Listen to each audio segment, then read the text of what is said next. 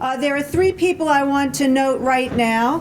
One is our keynote speaker, Melissa Berman, who will join us in just a moment, and two of our program committee members, one Jack Krauskopf, who's the director for the Center of Nonprofit Management and Strategy here at Baruch, and Richard Brown, who is Vice President of Philanthropy for American Express. I'd like to ask Richard to join me right now. Hi, Richard. Hi. Richard is going to introduce our keynote speaker. Thank you. Good afternoon, folks, or good morning, I should say. As mentioned, I'm VP of Philanthropy at American Express, and we're a proud sponsor of this symposium. And before I introduce Melissa, I just wanted to recognize a colleague of mine, Wendy Lopez, is sitting in the front. This is her second day at American Express, so we are delighted to have her, and so I wanted to mention her. It is with delight and certainly a pleasure to introduce today's keynote speaker, Melissa Berman. Melissa, as many of you know, is the president and CEO of Rockefeller Philanthropy Advisors, a position she's held since January of 2001. The Rockefeller Philanthropy Advisors, or commonly known as RPA, is an innovative nonprofit philanthropy service founded by the Rockefeller family.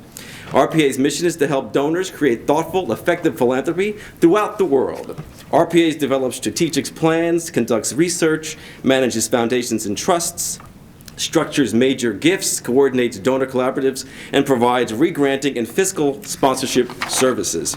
RPA annually manages or facilitates about $200 million in giving to more than 220 countries and has offices in New York, San Francisco, Los Angeles, and Chicago. And in fact, just this past week, I got to meet with one of her colleagues in San Francisco, a young lady who used to work at American Express as an intern, and she's having a fabulous time. She's learning a great deal, and she's become a very conscientious grant maker and advisor in a plum location, I must say. So I think that a lot of that goes to Melissa's leadership. Previously, Melissa served as a senior vice president in research and program development at the Conference Board, where she oversaw all research and publications on management practices, including global corporate citizenship and governance. She is a frequent speaker at a number of different publications and radio and television stations. She has been interviewed on the Today Show, NBC Nightly News, NPR, CNBC TV, and Bloomberg Television. She's also an adjunct professor at Columbia University, where she also serves on the advisory board for the Social Enterprise Program. And just last year, I had the opportunity to work with her and two other funders. We spoke to her students, and they asked us some really pointed questions. So I think Melissa prepped them very well because they seem to know all of our soft spots. Dr. Berman holds a BA from Harvard and a PhD from Stanford University. Please welcome her to the podium.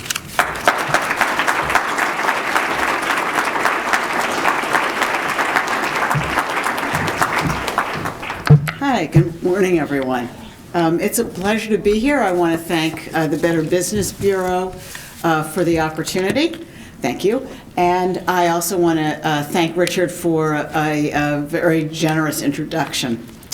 I thought that I would talk to you today about some of what we're seeing at Rockefeller Philanthropy Advisors from the viewpoint of the donors we work with, and whom you therefore have to work with also.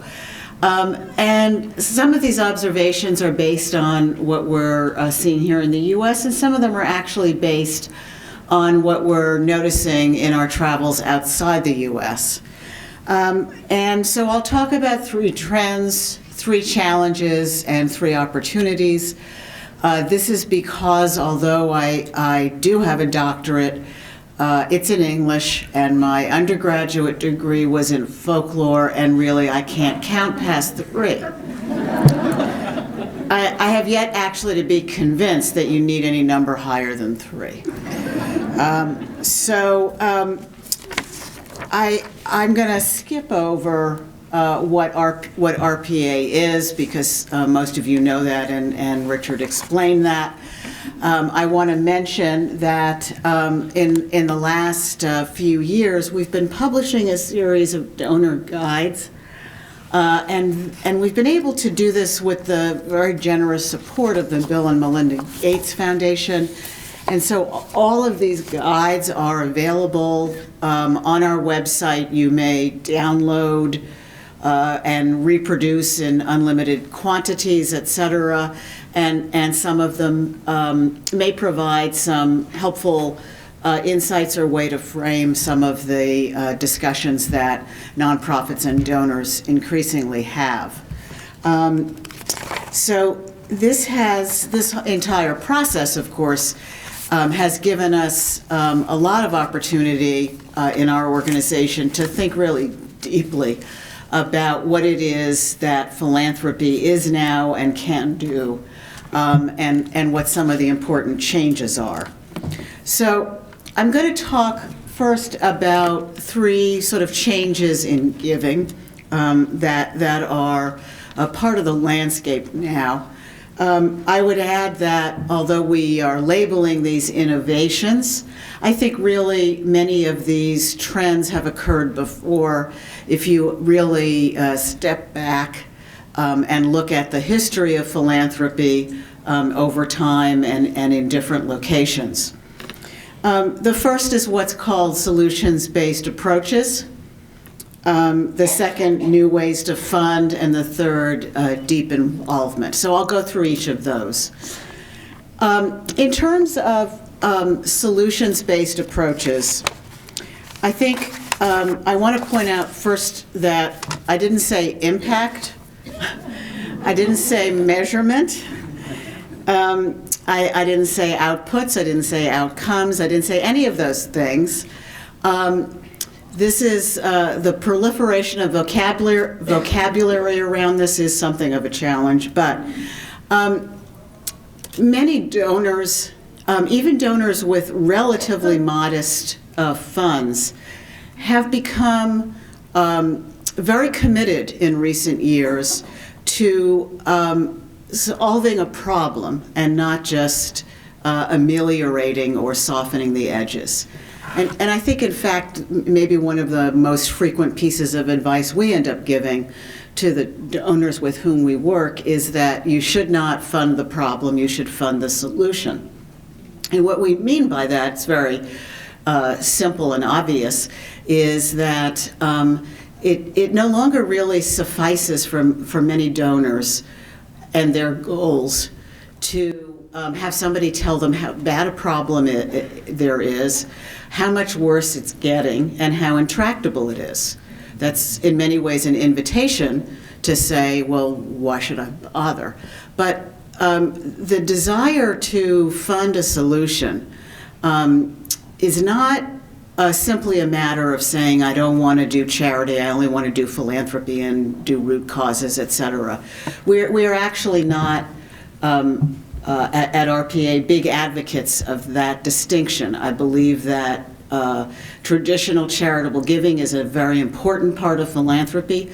Every major religion on the planet encourages it, and it's insulting and demeaning to people to tell them that they're doing something that is somehow second class. I think it's also a fairly artificial barrier between when people start to talk about things that are just treating the symptoms and not the problem or not the root cause. That is not only in the eye of the beholder, but it's really a much more complex matter than that kind of crass distinction would make us think. If you take that distinction between treating the symptoms and not the root cause of the problem, it means that all of the money that has been donated to support what became insulin therapy has been wasted and is merely charitable giving because it doesn't cure diabetes. It allows people to live a healthy life. So that's a different matter, right? But the desire to help solve a problem is a very powerful one for many funders now. And although it's not in the power of every funder or every organization to single-handedly solve a problem, it is in their power to talk about how they are part of that solution. And it's in their power to talk about how they are part of the larger system under which these problems are flourishing and need to be tackled. For many donors, the idea of systems thinking, looking at a problem not just in isolation, but in its totality, presents both opportunities and challenges in and of itself. Clearly, if you are a believer in early childhood education, and that's where you're funding, it may occur to you at some point that it doesn't do enough good simply to have the best quality early education available to every child if some children are going to school hungry. What tends to trip many donors up as they start to think this way is that, first of all, if you back up far away enough from a problem so that you can see its entire extent, you fall off a cliff. Second, you find yourself in a position in which the size and scope of the system that you're dealing with is much, much larger than any single funder's resources, including the Gates Foundation. And so then you have to figure out how to both broaden your perspective and then narrow it again. And that's not easy to do. But that is, again, something that I think all of the organizations in this room know how to address. The panel that just concluded did a very artful job of clarifying for all of us exactly how complicated it is to, quote, measure, unquote, quote, results, unquote, since we are not able to agree either on what measurement means or even on what results mean. Largely, it's often because we are not actually able to agree on what the problem is that we're trying to solve. So if you cannot define the problem, you're not going to be able to agree on what the solution is. This is a very important problem for us to solve, so to speak, as a community. The desire to have something that they can grab a hold of is extremely important to many donors who often feel like strangers in a strange land when they are interacting with nonprofits and hearing about data from research organizations, since for many of them that's an unfamiliar vocabulary. I think what's really critical to recognize, though, is that measuring results means an enormous variety of different things to different kinds of funders. For some funders, it means the kind of randomized control study that we were talking about earlier. For other funders, it means having some sort of assurance that their money was indeed spent on schools and not on roads. And that's simply what they mean by results. I think the last part of this trend has to do with the idea of looking for leverage.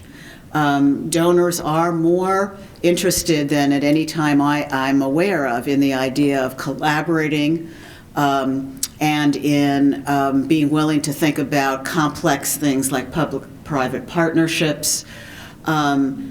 They are not always meaning the same things when they say leverage. Many of the funders we work with say that they're looking for partners for leverage.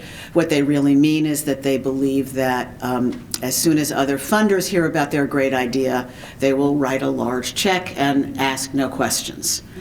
They are not so interested in hearing about other people's ideas, though. So a true funder collaboration, as I'm sure all of you know, is an extremely difficult thing to do. But there are signs that more and more funders are willing to act in partnership as they go through this whole process of saying, I want to solve something important. I want to see how the whole system operates. I want to, see results. I can't do it by myself, though, and I think that is that's an important trend for all of us. Second are some of the newer ways to fund or to think about using money. I think the trend toward either what might be called either giving while living or giving with a defined endpoint is a very important one for all of us also. In addition to the well-known examples of folks like Chuck Feeney and Charles Bronfman, who have all arranged their philanthropic programs so that they will be out of the business of giving money during their lifetimes.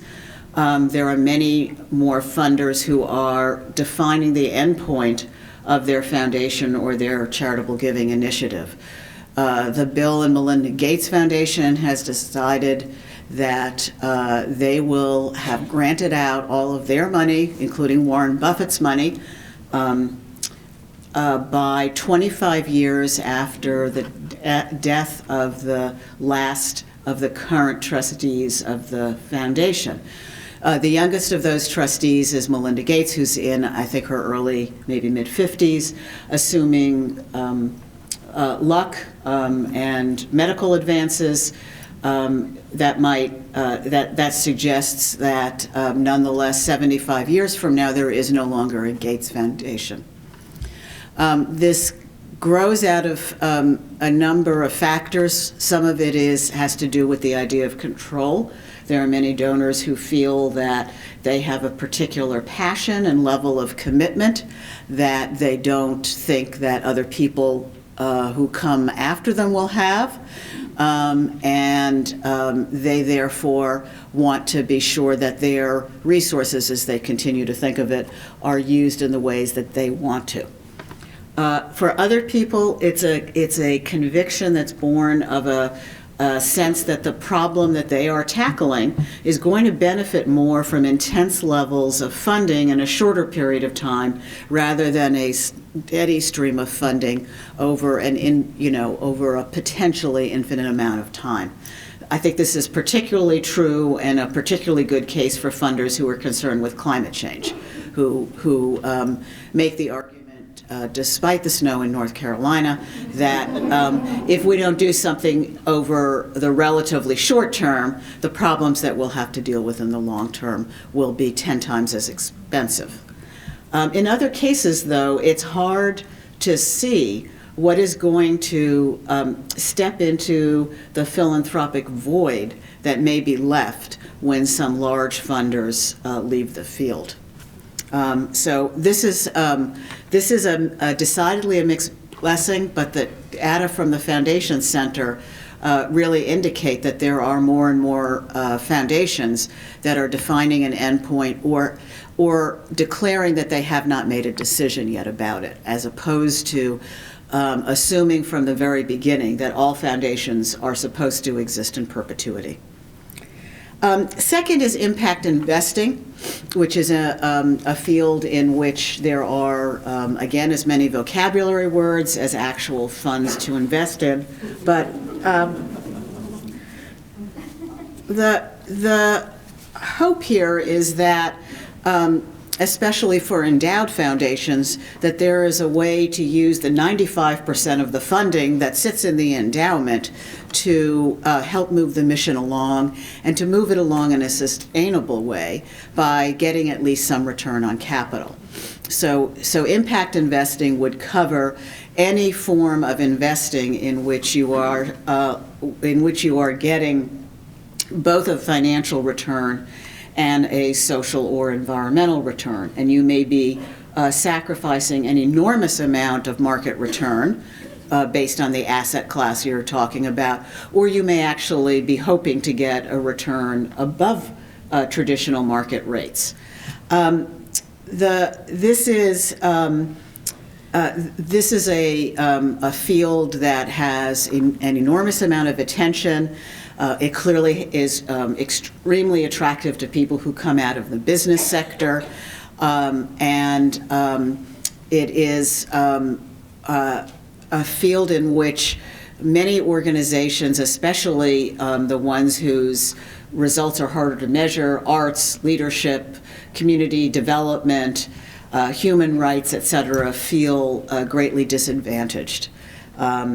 in fact, I was asked a question recently by somebody who represents a lot of nonprofits in the development space about how nonprofits can deal with the sort of fashion for impact investing at the expense potentially of traditional grant making. What's interesting about this question is that I was asked it in Beijing. And that gives you a sense of how powerfully this idea is moving around the world. And I think it's something, again, that we all have to think about and talk about. I think social enterprise is another area that many donors are very interested in. They're interested in underwriting small business-like organizations, some structured as for-profit, some as nonprofit, and they see that as a way to try and get market forces to deal with a complex problem and to deal with it in a way that may be more sustainable than a stream of perpetual funding. And then finally, advocacy and communications. This is not new, obviously. This has been going on for quite some time now. But we feel that a much broader range of funders than usual has begun to recognize how important this is to achieving their goals, and that they are much more open to this kind of approach than ever before. The third trend that we're seeing is deep involvement. And obviously this is connected both with the desire to really solve a problem, the desire to figure out new ways to use funding, but many donors, and I'm speaking here in particular of private donors, not just institutional donors, are getting involved in philanthropy much, much earlier in their lives. They don't simply put this off until after retirement or their estates. They want to have an understanding of the issue that they are funding in, so they want to have research, although what they mean by research and a social scientist means by research may not exactly always be the same thing. They want to be deeply and personally involved, knowledgeable about the issue, able to communicate about it. They're looking for leaders to fund, and they want to be putting in more than money, and they want to be working with partners. And all of these things, I think, really are basically very good news for our sector. This leaves us with 3 challenges, which I don't want to say too much about because, you know, it's really not as much fun to think about as opportunities. And we've talked about them, you know, over the course of this event in many ways. First is the whole idea of what is it that we mean by assessing results. No one has really, I think, successfully cracked the code on this in very broad ways yet. I think there's an enormous amount of wonderful work underway, but I would say that as a field, we could do some work in communicating more consistently what all of us mean by some of these words. I don't know what the mechanism might be for those of us in the nonprofit sector to start to use some common vocabulary about this, but we are puzzling our funders when we correct them, or when they say results and we say, no, you mean outcomes, or they say outcomes and we say, no, you mean impacts. This is, we got to figure this out somehow. And I think we have to be honest about what we can do and what we can't do in this field, and start to try and manage expectations. And second is the whole idea of taking solutions to scale. The 4 organizations represented here, all of them working hard to think about this, as are many of the organizations in this room. Bob Ross, the CEO of the California Endowment, just published a piece, a thought piece that I encourage all of you to take a look at in the Stanford Social Innovation Review, in which he said, we have to stop talking about innovation and start talking about scale. And that he feels there is too much attention on the novel for its own sake. Innovative is not a synonym for effective. And that the real challenge all of us face is, okay, we've shown how something works in some population group or in some region, et cetera. How does that turn into something that can really be applied to a population as a whole? And then the third challenge that we have is fragmentation. And I actually don't just mean fragmentation among fund-seeking organizations. I'm really talking more about fragmentation among the donor community. If you ask me why there are so many nonprofits, my answer is because there are so many funders. And otherwise, if there weren't so many funders all willing to support so many nonprofits, there would be more nonprofits going under, and we wouldn't see instead the growth that we've seen in the nonprofit sector over the last couple of decades. It is very tempting in our sector for reasons that are, I think, obvious to all of us, for not only every nonprofit to say what we do is unique, but for every funder to say what I do is unique and how I think is unique and my approach is unique. And there are no barriers to that. Philanthropy is voluntary. There is nothing that to keep a funder from wanting to do things differently from any other person. And I don't think that we would, by and large, want to impose a kind of regulatory framework that would say to a funder, you can only go this far, and after that you got to check with somebody.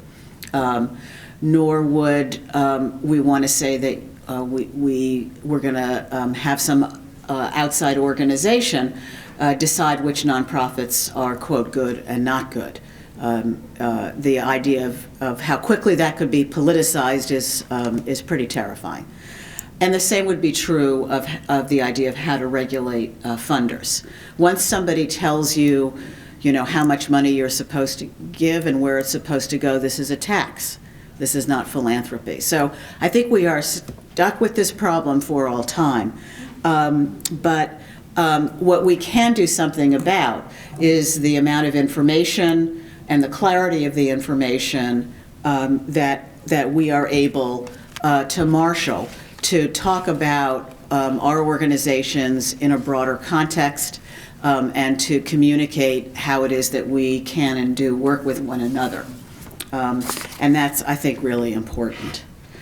And finally, I want to wrap up with just 3 opportunities that I see as very powerful right now. First, I think that as a result of funders beginning to understand that they don't just want to be donating money at arm's length, but they want to be part of solving a problem, and as a result of them diving deeper, they are gaining a better understanding of how the charitable sector works and are much more amenable to understanding that nonprofits, like any other organization, have legitimate operating costs. And I believe that if we could stop using the word overhead and start talking about operating costs, we could do a whole lot more to reinforce that point of view. Several notable organizations have taken very public stands on this, and I think that we do have the opportunity over the next decade to try and lay this dragon to rest. It is true that efficiency is important, but more and more donors recognize that efficiency and effectiveness are 2 different things. and that you, just because you have one does not mean you have the other. Clearly, there are still going to be scandals in our field that interfere with the level of trust that our system needs. But we have a much higher level of trust here in the U.S. than in the nonprofit sector than in almost any place I visit. I mentioned Beijing because that's where I was last week. In China, there was a huge scandal with the China Red Cross involving an employee of the Red Cross bragging online about her Lamborghini, which was really not very smart. And, you know, in the U.S., as some of us recall, there was a big scandal about the American Red Cross a couple decades ago, involving somebody bragging about his country club memberships, et cetera, right? But charitable giving in the U.S. did not dip as a result overall as a result of that scandal. And in fact, giving to the Red Cross dipped for only a very brief period of time. In China, the overall level, measurable level of charitable giving to all organizations in the whole country dipped significantly after that one scandal. And that's because the level of trust in the nonprofit sector there is nowhere near as high as it is here. And that's an asset of ours that we really can build on. I think second, all of us have an opportunity to step out of our silos more now than ever. As donors want to talk to us about how we're solving problems, it gives us a way of saying, well, sure, we're an early childhood education organization, but we understand a lot about nutrition, and here are some resources on this issue, and we can start to build the kinds of relationships and opportunities that maybe weren't possible in the sort of last era of philanthropy, in which the mantra was focus, focus, focus, focus. I think now the idea of look at the whole system is a big advantage to us. And then finally, in terms of seizing the moment, I mean, not only do we in this country have a historic level of trust in the nonprofit sector, but we're in a period of time in which there is a great deal of confidence in non-traditional solutions. The flip side of the frustration with the government sector is that the nonprofit sector rises in everyone's regard during those times. And I think around the world, but particularly here in the U.S., there is a growing recognition that income inequality is a problem that has to be solved, and there are people on opposite sides of the spectrum who believe that. And there is, therefore, something of a consensus emerging that we have serious issues that have to be dealt with, and that the nonprofit sector is a source of innovation and solution, and that's something that we should all feel great about. So I thank you very much for the opportunity to speak with you this morning, and I'd be happy to deal with questions, comments. No math problems, please.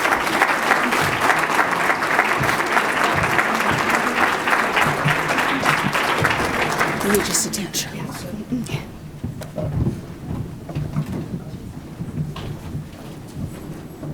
So here's some questions. I haven't had a chance to read these yet, so I'm going to do it straight off, and I assume there may be some more coming.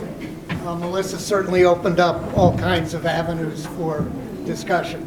How does one get support for an unpopular, non-PC cause, i.e. programs for men and boys? Our boys are failing in school, 6 out of 8 children on AHDD, etc. Right. Well, in terms of the issue of men and boys, I think actually there's a phenomenal amount of attention and resources that are starting to go into that, starting from the attention that the White House has put on the issue to a coalition of major foundations. But in terms of issues that are not as popular, I think unfortunately the traditional methods work best. Find a few champions, figure out who those champions know. I think that connecting your cause to a broader set of issues can also be an extremely important strategy now. So here's a related question, maybe slightly controversial, but I'll read it the way it was asked. When soliciting funds for projects for men and boys, how does one get past the female gatekeepers who see aid for males as non-PC? It is the nonprofit and philanthropic sector does have probably a higher proportion of female leaders than some other sectors, although, you know, from the perspective of some women, still actually, I wouldn't say the top 25, 30 foundations in the U.S. are predominantly female-led. But I think that any rational person recognizes that you just as you can't ignore the 50% of the population that's female, you can't ignore the 50% of the population that's male, and that it's certainly a problem for women if men and boys are failing. So, I'll ask a question based on your last point in the China example, which is why you think the nonprofit sector in the U.S. Has more trust based in it than in some other countries, and then just connected to that, is it really different than the way the public views the public sector, which is such an important funder as well as philanthropy for what the nonprofit sector does? I think in the U.S. we have a high degree of trust in the nonprofit sector because this has really been part of the fabric of at least the of American society since the arrival of Europeans. Many of those Europeans were fleeing governments that they didn't trust, that they felt repressed by, and they developed a set of institutions that, you know, as we all remember from high school, de Tocqueville observed very, very early on in our history as, you know, voluntary, independent of government, citizen-led, et cetera. I think that as a nation, we have had less faith in the public sector than many other nations around the world for a very long time. I think having not distrust, maybe mixed feelings about the public sector is a very deep thing in this country and is very, very different in other places around the world. China doesn't have a pervasive government sector just because of the communist revolution. China had powerful, powerful central government for many, many, many, many centuries. And so the idea that government is the solution and the prime mover is a very old idea there.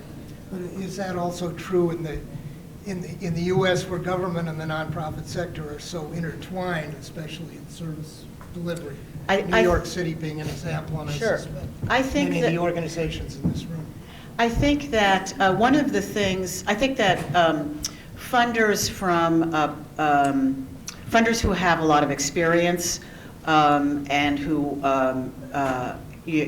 people like Richard Brown and his colleagues at Amex, people, you know, at places like Atlantic, Ford Foundation, et cetera, understand very well the relationship between the nonprofit sector and the public sector. But I can tell you when we speak to people who are relatively new to philanthropy or who are kind of thinking about it seriously for the first time, they are often flabbergasted to know how much of nonprofit funding comes from the public sector. Or from government contracts, or from fee-for-service. They are stunned. They don't understand necessarily how entwined these two parts of our society are. A question about collaboration, which is a theme through all the panels and discussion this morning. Are individual donors engaging in collaborations or collective impact projects as foundations are doing? There are some individual donors who are engaging in collaborations. Many of those are through community foundations, for example, which the Fairfield County Community Foundation has some programs, for example, that many community members participate in, and this allows people with relatively modest means as well as very significant funders to be part of a collaborative. There are giving circles in many communities, and then there are informal networks that slowly move toward pooling their funding. It's not an easy thing, but it does, but it can happen, and I believe it happens more and more. So are donors of wealth starting to work and strategize more in concert with government agencies? Some donors with extremely high levels of wealth are, because they recognize very clearly where the big dollars are. At the end of the day, the Gates Foundation can't really advance its agendas in global health or education or global development without the cooperation of various governments as well as other kinds of multilateral funders. Clearly, this is an important strategy for donors like Michael Bloomberg and many other major donors. Both donors on the right and the left have begun to recognize that funding advocacy type organizations in the wake of the Citizens United is also a way to think about having influence through government. We know that those are not technically charitable donations, but in the mind of many donors, that distinction is really not very important. It's they're giving money to create social change, and it doesn't matter so much whether it's deductible or not. That probably sounds ironic to a lot of us in this room. Yeah. What advice would you give a young person just starting out to work in philanthropy? I think that it's important to get a sound understanding of how the nonprofit sector functions by working in a nonprofit. I think understanding how public funding works is also important. And I know it sounds trite, and I apologize in advance, but do work that reflects your values and your passions. I think without that kind of commitment, it's a long, hard, cold road. So here's a question that you didn't answer deliberately at the beginning. What are the key areas of focus for RPA, Rockefeller Philanthropy Advisors, and its clients in New York City, elsewhere now and in the future? So our mission is to help donors create thoughtful, effective philanthropy throughout the world, and we meet donors where they are. It's not our job to tell them what they're supposed to fund or how to fund it within some reasons. So for example, if a donor comes in and says, I'd like to fund in community health clinics, but I don't want to fund any overhead, we would say, you can't do that. You can't do that. However, it's not our job to tell that person, no, you should fund research instead, or no, you should fund climate change, or no, you should fund early childhood. So we work in a very diverse array of issues. Probably as a result of the Rockefeller heritage, we see a disproportionate number of funders who are interested in global issues, as well as a disproportionate number of funders interested in the environment. But we're doing work with donors in virtually every issue area, all across the U.S. and in 20-something countries. Speaking of global issues, what is the future of funding that encourages international cooperation, even for smaller nonprofit and arts organizations? Yeah, I think that's a very interesting and challenging question. International arts organizations are not having a great time of it right now. International cooperation organizations are also under a lot of pressure. There's a great deal of pessimism about that. I think that anything that these organizations can do to connect their work to reducing income inequality, poverty alleviation, human rights, those issues, I think, resonate. I haven't heard anything said today about the older worker and the boomers needing and looking for work. Companies are beginning to change their programs in the workforce. Not And really a good question, thing, it's a too, statement, from my perspective. But I think that, so do you think this is about boomers needing work? Or? I think I would interpret the first sentence in the question to be what should be done about older workers who need to look for work. I think in my former life when I was at the conference board, going back at least 15 years ago, large companies began to recognize that pushing baby boomers out was really dumb because the numbers were very, very straightforward, even for those who were liberal arts majors like me. The next wave in the workforce is not large enough. In addition, they were getting rid of vast amounts of organizational knowledge and history. So I think most very large companies have a very different point of view now. I think smaller companies probably continue to see things from the prism of the increasing cost of healthcare, and until we can figure out how to solve that problem, that is going to make smaller companies more reluctant to bring on older workers, fair or not fair, fact or no fact. That's just a reality. It is, however, a great opportunity for the nonprofit sector. Those are all the questions, and I think the time is exactly at closing. And That's right. Well, thank you so much.